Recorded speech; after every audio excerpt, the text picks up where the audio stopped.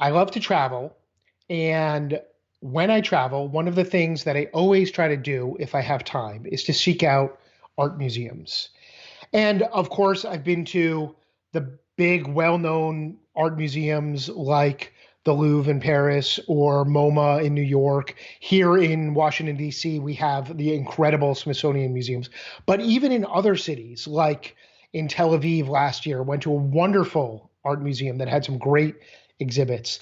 In Jacksonville, Florida, stumbled upon a great museum right on the banks of the river there. So I love to travel, and like I said, I love to check out museums. I have zero artistic talents, however, but they inspire me to think about all the different ways to convey messages and all the different shades of one particular color and how they all have to work together and harmonize to be cohesive and express an idea.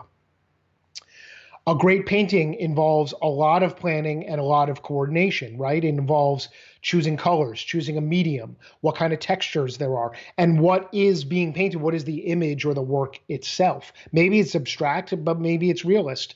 Either way, there's generally, there's some basis to the work itself. And when we talk about building a bold brand, there is also a palette of tools that can be used, ought to be used to create a great, bold brand.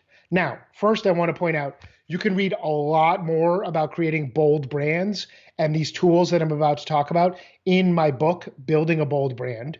Check it out at buildingaboldbrand.com. But as you can see in the visual that accompanies this post or video or podcast, the tools that I think are most useful for building a bold brand are alliteration, rhyme.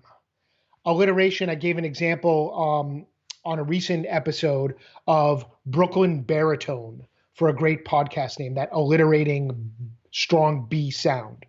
Rhyme, of course, we all know what rhymes are, and there are many great brands and poems that use rhyme.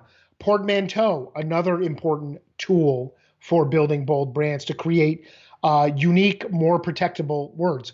Double entendre, playing with the meanings of words, also great. Again, there are examples. I don't want to go into them all in detail now. There are examples of all of these in the book that you can find. Incongruous. Incongruous is when you use words that with their traditional meaning don't really go together. They kind of butt heads with each other. But combined, they might also have some unique meaning as it relates to your products or services.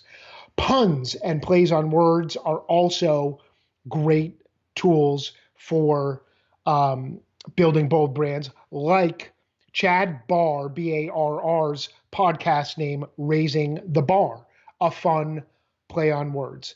And telescoping words is another way that brands can sometimes take two words, merge them, and create a new word out of them by telescoping them. So, like an artist with a palette of colors and a blank canvas, when creating a new brand and seeking to be bold and protected and creative and unique, think about these things on the bold brand palette.